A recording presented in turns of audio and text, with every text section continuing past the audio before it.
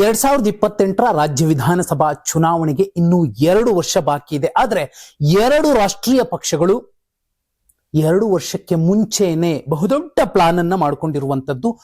ಒಂದು ಸುತ್ತಿನ ಆಂತರಿಕ ಸಮೀಕ್ಷೆ ಇಬ್ಬರು ನಾಯಕರ ಕೈ ಸೇರಿದೆ. ಯಾಕೆ?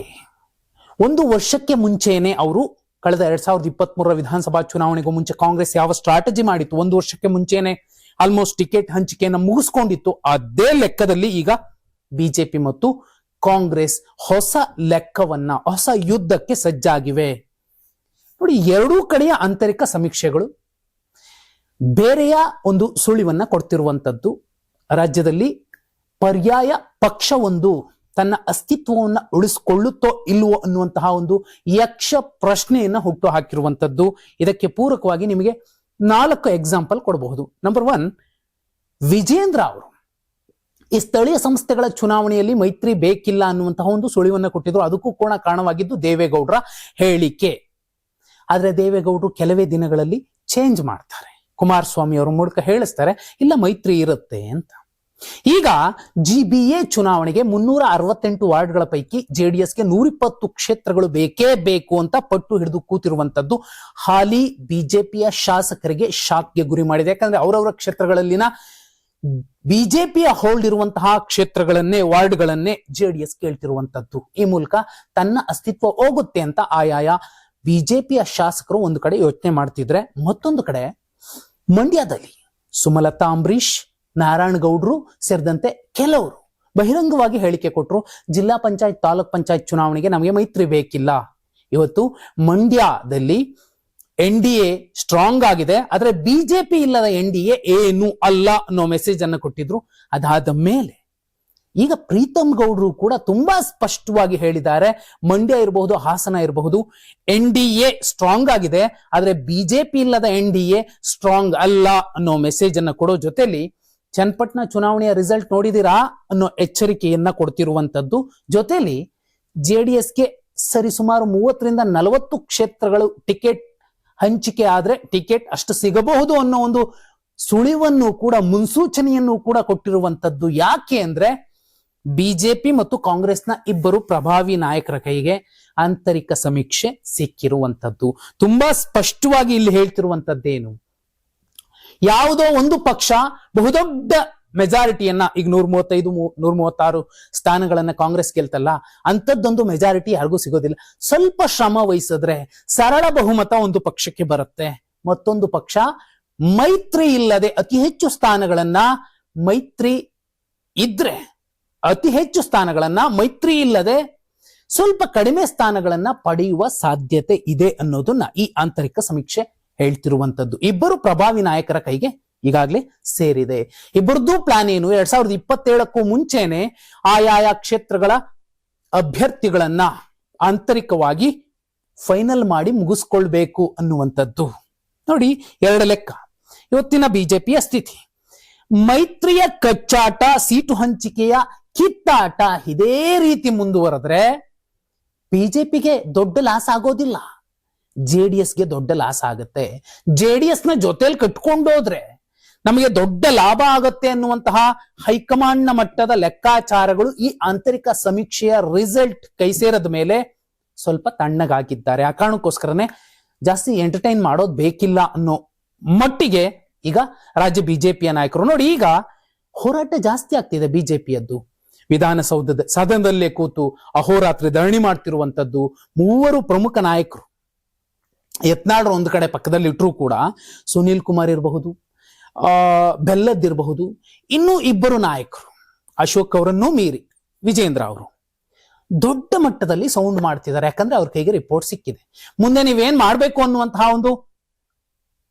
ಒಂದು ಪ್ಲಾನ್ ಅನ್ನ ನಾವು ಕೊಡ್ತೀವಿ ಅಂತ ಹೈಕಮಾಂಡ್ ಹೇಳದ ಮೇಲೆ ಬೇರೆ ರೀತಿಯಲ್ಲೇ ಈ ಯುವ ಪಡೆ ಸಜ್ಜಾಗಿ ನಿಂತಿರುವಂತದ್ದು. ಇದ್ರ ಜೊತೆಲಿ 2027 ಅವ್ರಿಗೆ ಸೀಟು ಹಂಚಿಕೆ ಆಗಲೇಬೇಕು ಅನ್ನುವಂತಹ ಒಂದು ಒತ್ತಡವನ್ನ ಶಾಸಕರಾದಿಯಾಗಿ ಯಾರೆಲ್ಲ ಅಭ್ಯರ್ಥಿಗಳಿದ್ದಾರೆ, ಆಕಾಂಕ್ಷಿಗಳು, ಅವರು ಕೂಡ ಮಾಡಿರುವಂತದ್ದು. ಒಂದು ನಾಯಕತ್ವದ ಕೊರತೆ ಅನ್ನುವಂಥದ್ದು ಕಾಣಬಹುದು ಯಡಿಯೂರಪ್ಪ ಇಲ್ಲ ಅನ್ನೋ ಕಾರಣಕ್ಕೆ. ಆದ್ರೆ ಜೆಡಿಎಸ್ ನ ನಾಯಕರನ್ನ ತಂದು ಬಿಜೆಪಿಯ ನಾಯಕರು ಅಂತ ಹೇಳ್ಕೊಂಡು ಹೋದ್ರೆ ನಾಳೆ ಬಿಜೆಪಿಯ ವರ್ಚಸ್ಸೇನಿದೆ ಅದು ತಗ್ಗಬಹುದು ಅಥವಾ ಶೇರ್ ಆಗಬಹುದು. ಜೆಡಿಎಸ್ಗೆ ವರ್ಚಸ್ಸು ಹಂಚಿಕೆ ಆದ್ರೆ ನಾಳೆ ಭವಿಷ್ಯದಲ್ಲಿ ಬಿಜೆಪಿಗೆ ರಾಜ್ಯದಲ್ಲಿ ಸಮಸ್ಯೆ ಆಗಬಹುದು ಅನ್ನೋದು ಒಂದು ಲೆಕ್ಕ. ಪಂಚಮಸಾಲಿಗರ ಒಂದು ಸಣ್ಣ ಆಕ್ರೋಶದ ಕಟ್ಟೆ ನದಿ ಹರಿತಾನೆ ಇದೆ, ಅದನ್ನ ಕೂಡ ಬಗೆಹರಿಸ್ಕೋಬೇಕಾಗತ್ತೆ. ಇದ್ರ ಜೊತೆಯಲ್ಲಿ Yediyurappa versus BL Santosh team ಅನ್ನೋ ಮತ್ತೆ ಅದೇ ಯುದ್ಧ ನಡೆದ್ರೆ ಆಂತರಿಕವಾಗಿ ಅದು ಕೂಡ ಬಿಜೆಪಿಗೆ ಲಾಸ್ ಆಗತ್ತೆ. ಇದಕ್ಕಿಂತಲೂ ದೊಡ್ಡ ಲಾಭ ಅಂದ್ರೆ ಜೆಡಿಎಸ್ ಇಲ್ಲದೆ ಬಿಜೆಪಿಗೆ ಅತಿ ಹೆಚ್ಚು ಸ್ಥಾನ, ಸುಮಾರು 15 ಕ್ಷೇತ್ರಗಳಲ್ಲಿ ಹೆಚ್ಚು ಸ್ಥಾನ ಗೆಲ್ಲಬಹುದು. ಜೆಡಿಎಸ್ ಇದ್ರೆ 10 ಲಾಭ ಜೆಡಿಎಸ್ಗಾಗತ್ತೆ ವಿನಃ 10 ಮೈನಸ್ ಬಿಜೆಪಿಗೆ ಆಗತ್ತೆ. ಇನ್ನು ಜೆಡಿಎಸ್ ನ ಲೆಕ್ಕಕ್ಕೆ ಬಂದ್ರೆ ನಮಗೆ 60 ಸೀಟ್ ಬೇಕು 100 ಸೀಟ್ ಬೇಕು ಅಂತ ಕೇಳ್ತಾ ಕೂತ್ರೆ ಜೆಡಿಎಸ್ ದೊಡ್ಡ ಲಾಸ್ ಮಾಡ್ಕೊಳ್ಳುತ್ತೆ. ಅದ್ರ ಬದಲಿಗೆ 30-50 ಸೀಟುಗಳನ್ನ ಫೈನಲ್ ಮಾಡಿಸ್ಕೊಂಡು ದೊಡ್ಡ ಕುರ್ಚಿಯ ಮೇಲೆ ಕಣ್ಣಿಟ್ಟು ಕೂತ್ರೆ, ಸ್ಟ್ರಾಟಜಿ ಮಾಡ್ಕೊಂಡ್ರೆ ಮತ್ತೆ ಮೈತ್ರಿ ಸರ್ಕಾರ ಬಂದ್ರೆ ಮುಖ್ಯಮಂತ್ರಿಯ ಸ್ಥಾನ ಸುಲಭಕ್ಕೆ ಸಿಗತ್ತೆ. ಇಲ್ಲಿ ಜೆಡಿಎಸ್ 2008ರ ನಂತರ ತನ್ನ ವರ್ಚಸ್ಸನ್ನ ಹಂತ ಹಂತವಾಗಿ ಕಳ್ಕೊಳ್ತಿದೆ. ವರ್ಚಸ್ಸು ಇಬ್ಬರದು ಮಾತ್ರ ಬೆಳೀತಿದೆ, ಅದು ಪಕ್ಷದ್ದಲ್ಲ, ದೇವೇಗೌಡರದು ಮತ್ತು ಕುಮಾರಸ್ವಾಮಿ ಅವ್ರದ್ದು. ಇನ್ನು ಹೆಚ್ಚಾಗ್ತಾನೆ ಇದೆ, ಕಮ್ಮಿ ಆಗ್ತಿಲ್ಲ. ಆದ್ರೆ ಈ ಬೇರೆ ಪಕ್ಷಗಳಲ್ಲಿ ಹೇಗೆ ವೈಯಕ್ತಿಕ ವರ್ಚಸ್ಸುಗಳು ಹೆಚ್ಚಾಗ್ತವೆ ಪಕ್ಷದ ಶಾಸಕರಾದಿಯಾಗಿ ಪ್ರತಿಯೊಬ್ಬರದ್ದು, ಆ ರೀತಿಯ ವರ್ಚಸ್ಸಿನ ಬೆಳೆ ಫಸಲು ಬರ್ತಿಲ್ಲ. ತೆನೆ ಹೊತ್ತ ರೈತ ಮಹಿಳೆ ತೆನೆ ಹೊತ್ತಿದ್ದಾಳೆ, ಆದ್ರೆ ಅದರಲ್ಲಿ ಆ ತೆನೆಗಳೆಷ್ಟಿದಾವೆ, ಎಷ್ಟು ಕಾಳಿದೆ, ಎಷ್ಟು ಪೈರಿದೆ, ಆ ಪೈರಿನ ಲೆಕ್ಕದಲ್ಲಿ ವರ್ಚಸ್ಸಿಲ್ಲ. ಒಬ್ಬರದು ಇಬ್ಬರದು ಮಾತ್ರ ಅದು ಪ್ರಭಾವಿ ನಾಯಕರದ್ದು. ಇದು ಕೂಡ ಜೆಡಿಎಸ್ಗೆ ದೊಡ್ಡ ಲಾಸ್ ತರಿಸುತ್ತೆ. ಆಡಳಿತ ವಿರೋಧಿ ಅಲ್ಲ ಇಲ್ವಾ? ಖಂಡಿತ ಇದೆ ಕಾಂಗ್ರೆಸ್ಗೆ. ಆದ್ರೆ ಜೆಡಿಎಸ್ ಕಳೆದ ಚುನಾವಣೆಯ ರಿಸಲ್ಟ್ ಏನಿದೆ, ಆ ರಿಸಲ್ಟ್ ಅನ್ನ ಮೀರಿದ ಒಂದು ಬಲವನ್ನ ಪಡಿಬೇಕು, ಶಾಸಕ ಸ್ಥಾನಗಳನ್ನ ಗೆಲ್ಬೇಕು, ಕ್ಷೇತ್ರಗಳನ್ನ ತನ್ನ ಕೈವಶ ಮಾಡ್ಕೋಬೇಕು ಅಂದ್ರೆ ಬಿಜೆಪಿ ಜೊತೆಲಿ ಮೈತ್ರಿ ಹೋದ್ರೆ ಮಾತ್ರ ಲಾಭ ಆಗುತ್ತೆ. ಒಂದು ವೇಳೆ ಇದೇ ರೀತಿಯ ಕಚ್ಚಾಟ ಕಿತ್ತಾಟದ ಮೂಲಕ ನಾವು ಇಂಡಿಪೆಂಡೆಂಟ್ ಆಗಿ ಹೋಗಿ ಕಿಂಗ್ ಮೇಕರ್ ಆಗ್ತೀವಿ ಅಂತ ಏನಾದ್ರೂ ಹೋದ್ರೆ ಆ ನಂಬರ್ ತುಂಬಾ ಕಮ್ಮಿ ಆಗತ್ತೆ. ಇದನ್ನ ಮೀರಿ ಜೆಡಿಎಸ್ ತನ್ನ ಮೇಲಿರುವಂತಹ ಆರೋಪ ಕಳಂಕವನ್ನ ತೊಳೆದುಕೊಳ್ಳುವಂತಹ ಪ್ರಯತ್ನವನ್ನ ಇದುವರೆಗೂ ಮಾಡೇ ಇಲ್ಲ. ಎಕ್ಸಾಂಪಲ್, ಜೆಡಿಎಸ್ ಅಂದ್ರೆ ಅದು ದೇವೇಗೌಡರ ಕುಟುಂಬದ ಪಕ್ಷವಷ್ಟೇ ಅಥವಾ ಒಂದು ಸಮುದಾಯದ ಒಕ್ಕಲಿಗ ಸಮಾಜದ ಪಕ್ಷ ಅಷ್ಟೇ ಅನ್ನುವಂತಹ ಏನಿದೆ ಒಂದು ಆಲೋಚನೆ, ಜನರ ಆಲೋಚನೆ, ಆ ಆಲೋಚನೆಯನ್ನ ಕರೆಕ್ಟ್ ಮಾಡುವಂತಹ ಅಥವಾ ಅದನ್ನ ತೊಡೆದು ಹಾಕುವಂತಹ, ಇಲ್ಲ ಇದು ಎಲ್ಲರ ಪಕ್ಷ ಅನ್ನುವಂತಹ ಒಂದು ನರೇಟಿವ್ ಅನ್ನು ಕೂಡ ಜೆಡಿಎಸ್ ಇದುವರೆಗೂ ಸೆಟ್ ಮಾಡ್ತಿಲ್ಲ. ನಮ್ಮ ಗೌಡರ ಪಕ್ಷ ಅನ್ನೋದನ್ನಷ್ಟೇ ಕೊಡ್ತಿದೆ. ಆದ್ರೆ ಒಕ್ಕಲಿಗರ ಒಬ್ಬರ ಮತಗಳೇ ಸಿಕ್ಬಿಟ್ರೆ ನಾವು ರಾಜ್ಯದಲ್ಲಿ 113 ಸ್ಥಾನ ಏನೋ ಗೆದ್ದು ಕ್ಲಿಯರ್ ಮೆಜಾರಿಟಿ ಸರ್ಕಾರ ಮಾಡಕ್ ಆಗದೇ ಇಲ್ಲ. ನಾವು ಯಾವುದೋ ಒಂದು ಸಮಾಜ, ಇಲ್ಲ ಕುರುಬರು ಓಟ್ ಹಾಕಿದ್ರೆ ಸಾಕು, ಲಿಂಗಾಯತ್ ಓಟ್ ಹಾಕಿದ್ರೆ ಸಾಕು, ದಲಿತ ಓಟ್ ಹಾಕಿದ್ರೆ ಎಲ್ಲಾ ಸಮಾಜಗಳ ಮತಗಳು ಕೂಡ ಮುಖ್ಯ ಆಗುತ್ತೆ. ಅಲ್ಪಸಂಖ್ಯಾತ, ಹಿಂದುಳಿದ, ದಲಿತ ಮತಗಳು ಯಾಕೆ ಮುಖ್ಯ ಆಗುತ್ತೆ, ಉಳಿದವ್ರು ಯಾಕೆ 135 ಯಾಕೆ ಬಂತು? Simple logic and magic. ಇನ್ನು ಜೆಡಿಎಸ್ಗೆ ಯಾಕೆ ಸಮಸ್ಯೆ ಆಗ್ತಿದೆ ಅಂದ್ರೆ, ಹಳೆ ಮೈಸೂರಲ್ಲಿ ಇದೀಗ ಜೈ ಶ್ರೀರಾಮ್ ಅಂತಿದ್ದಾರೆ. ಕರಾವಳಿ ಭಾಗದಲ್ಲಿ ಜೈ ಶ್ರೀರಾಮ್ ಅಂತಿದ್ರು, ಸರಿ ಒಪ್ಕೊಳ್ಳೋಣ. ಮದ್ದೂರಲ್ಲಿ ಒಬ್ರು ಬಸನಗೌಡ ಪಾಟೀಲ್ ಯತ್ನಾಳ್ ಬಂದೋದ್ಮೇಲೆ ಮದ್ದೂರಿನ ಜೆನ್ಜಿಯ ಹುಡುಗರನ್ನ ಕೇಳಿದ್ರೆ ನಿಮ್ಗೆ ಯಾರು ಶಾಸಕರಾಗಬೇಕು, ನಮ್ಗೆ ಯಾರು ಬಂದ್ರೆ ಏನಣ್ಣ, ಯತ್ನಾಳ್ ಬಂದು ನಿಂತ್ಕೊಳ್ಳಿ ನಾವು ಗೆಲ್ಲಿಸ್ತೀವಿ ಅಂತಿದ್ದಾರೆ. ಅದು ಜೆಡಿಎಸ್ ನ ಭದ್ರಕೋಟೆ. ಆ ಬೇರುಗಳಲ್ಲಿ ಜಾತ್ಯತೀತ ಜನತಾದಳದ ತಾಕತ್ತಿತ್ತು. ಅದು ಯಾಕೋ ಬದಲಾಗ್ತಿದೆ ಅಂದ್ರೆ, ಹಳೆ ಮೈಸೂರು ಭಾಗದ ಬಹುಪಾಲು ವಿಧಾನಸಭಾ ಕ್ಷೇತ್ರಗಳಲ್ಲಿ ಜೆಡಿಎಸ್ ಕೋಟೆ ಏನಿತ್ತು ಅಲ್ಲಿ ಈ ಕೇಸರಿಯ ಬಾವುಟಗಳು ಕೂಡ ದೊಡ್ಡ ಮಟ್ಟದಲ್ಲಿ ಕಾಣಿಸ್ತಿದಾವೆ. ಇದು ಜೆಡಿಎಸ್ ನ ಮೂಲ ಬೇರಿಗೆ ಕೇಸರಿಯ ಒಂದು ಮುಲಾಮನ್ನ ಹಚ್ಚಿ ಬಿಟ್ಬಿಟ್ಟಿದ್ದಾರೆ. ಏನು ಮಾಡ್ಲಿಕ್ಕೆ ಆಗೋದಿಲ್ಲ. ಇವತ್ತೇನೋ ಬದಲಾಗಿಸ್ಬಿಡ್ತೀವಿ, ಅದಕ್ಕೇನೆ ಏನೋ ಒಂದು ಗಂಭೀರವಾದ ಗುರುತರವಾದ ಆರೋಪ ಬಂದ್ರೆ ಆ ಆರೋಪದಿಂದ ಮುಕ್ತನಾಗಿ ಹೊರಗೆ ಬಂದು ವ್ಯಕ್ತಿತ್ವ ಒಂದು ಪಕ್ಷ ತನ್ನನ್ನ ತಾನು ಸಾಬೀತುಪಡಿಸಿಕೊಳ್ಳದೆ ಇದ್ರೆ ಆ ಪಕ್ಷದ ಸ್ಥಿತಿ ಏನಾಗಬಹುದು? ನಿಧಾನವಾಗಿ ಕ್ಷೀಣಿಸ್ತಾ ಹೋಗುತ್ತೆ. ಜೆಡಿಎಸ್ ನ ಲೆಕ್ಕವೂ ಕೂಡ ಅಲ್ಲಿಗೆ ಬರುತ್ತೆ. ಕಾಂಗ್ರೆಸ್ ಕುರ್ಚಿಗೋಸ್ಕರ ಕಿತ್ತಾಡ್ತಿರೋ ಸಿದ್ದರಾಮಯ್ಯ ಮತ್ತು ಕುಮಾರಸ್ವಾಮಿ ಅವರ ಬಣದ ನಾಯಕರು ಡ್ಯಾಮೇಜ್ ಎಷ್ಟು ಮಾಡ್ಕೋತಿದ್ದಾರೆ ಅಂದ್ರೆ, 13-18 ಚುನಾವಣೆಯಲ್ಲಿ ಬಹುಪಾಲು ಸಚಿವರು ಸೋತಿದ್ರು. ಈ ಸಲ ಕೂಡ ಕನಿಷ್ಠ 10 ಹಾಲಿ ಸಚಿವರು ಸೋಲ್ತಾರೆ. ಹಳೆ ಮೈಸೂರು ಭಾಗದಲ್ಲೇ ಸೋಲೋರಿದ್ದಾರೆ, ಮಂಡ್ಯದಲ್ಲೇ ಸೋಲೋರಿದ್ದಾರೆ, ಚಿಕ್ಕಬಳ್ಳಾಪುರದಲ್ಲಿ ಸೋಲೋರಿದ್ದಾರೆ.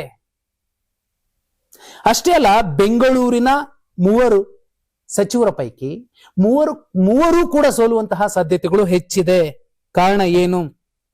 ಕಾಂಗ್ರೆಸ್ಗೆ ದೊಡ್ಡ ಲಾಭ ಆಗುವಂಥದ್ದು ಈ ಮಹಿಳೆಯರನ್ನ ಗುರಿಯಾಗಿಸಿಕೊಂಡು ಮಾಡಿರುವಂತಹ ಗ್ಯಾರಂಟಿಗಳು, ಅದು ಶಕ್ತಿ ಯೋಜನೆ, ಗೃಹಲಕ್ಷ್ಮಿ, ಗೃಹಜ್ಯೋತಿ ಯೋಜನೆಗಳು, ಇವೆಲ್ಲವೂ ಕೂಡ ಲಾಭ ತಂದುಕೊಡುತ್ತೆ.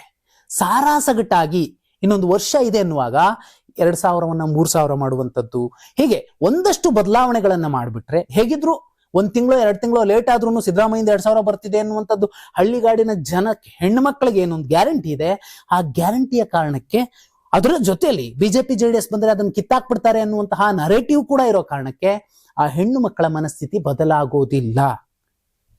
ಇನ್ನೂ ಮುಖ್ಯ ಏನಂದ್ರೆ, ಸರಳ ಬಹುಮತದ ಸನಿಹಕ್ಕೆ ಕಾಂಗ್ರೆಸ್ ಬರಬಹುದಾದಂತಹ ವಾತಾವರಣಗಳು ಈ ಕ್ಷಣಕ್ಕೂ ಇದೆ. 130 170 ಆಗಲ್ಲ, ಯಾವ ಕಾರಣಕ್ಕೂ ಆಗಲ್ಲ. ಜೊತೆಯಲ್ಲಿ ಈ ಅಹಿಂದ ತಾಕತ್ತು ಕೂಡ ಹಾಗೆ ಕಟ್ಟು ಕದಲದೆ ಜೊತೆಯಲ್ಲಿ ಇರುವಂತದ್ದು.